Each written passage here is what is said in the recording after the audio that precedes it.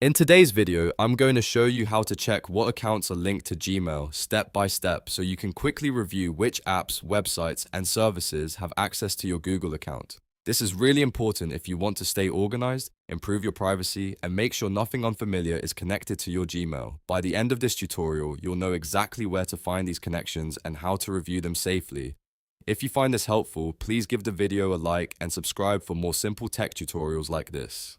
Alright, let's jump right in. First, open your browser and go to myaccount.google.com. This will take you directly to your Google account settings page where all of your security and privacy controls are stored. Once the page loads, sign into your Gmail account if you are not already signed in. Make sure you're using the correct account, especially if you have more than one Gmail address. After you're signed in, look at the left-hand menu and click Security. This section is where Google keeps your sign-in, device, and account access settings. Now scroll down until you find the section labeled Your Connections to Third-Party Apps and Services. This area shows the apps and websites that may have permission to access parts of your Google account. When you find it, click Manage Third-Party Access. On this page, you'll see a list of all the apps and websites linked to your Gmail account. Take your time and review each one carefully. Look for names you recognize, services you still use, and anything that seems unfamiliar or outdated. If you spot something you no longer need, you can open it and remove access later from your Google account settings.